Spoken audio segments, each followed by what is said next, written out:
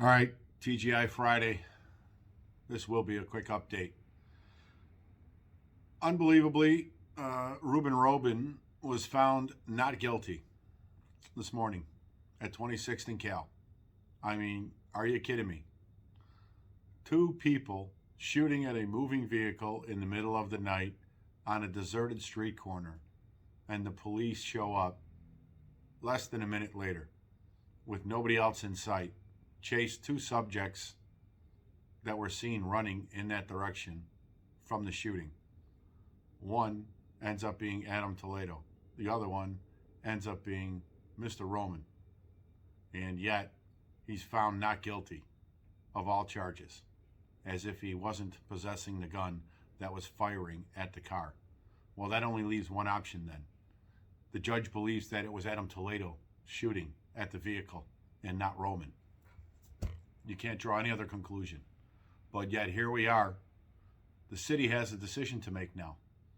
The mayor was very outspoken when this incident occurred about this piece of garbage using poor Adam Toledo and his fragile 13-year-old mind for his own benefit, and how disgusting it was, etc., etc., etc. Well, now here he is found not guilty. Haven't heard a peep from the mayor's office all day about the verdict or the ridiculous lack of effort by the state's attorney's office to put that piece of garbage in prison. Because make no mistake about it, they dropped most of the serious charges early on, and these were much less charges that were actually given to the judge to decide.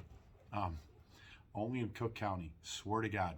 And people wonder why no one wants to be the police. This is justice in Cook County. Makes no damn sense. That's just where we're at. But if the judge is to be basically believed and agreed upon, then now it was Adam Toledo who was guilty of attempted murder, shooting at that moving vehicle. But that would shatter the narrative of the poor innocent little 13-year-old. And yet, the bus wheels go right over Eric Stillman again and again and again. That police board case should be dissolved immediately. It's pathetic. Tomorrow, Sam Jimenez, Memorial Roll Call, 2nd District at noon. The 4-year anniversary for a hero who ran toward the gunfire to try and save lives and did save lives, unfortunately giving his own in the process. But if you can make it out there, it will be inside the 2nd District at noon tomorrow. Show up and support. A little further information on yesterday's special update about the COVID line of duty designations. Can't track down what the deciding factor was. All I know is the lodge was very clear and very public, not only with the lawyers for the city, but also even to the members of our intent to provide the legal representation for the families to sue the city for this designation. It happened, but the fight's still not over. The benefits now are awarded by the federal government.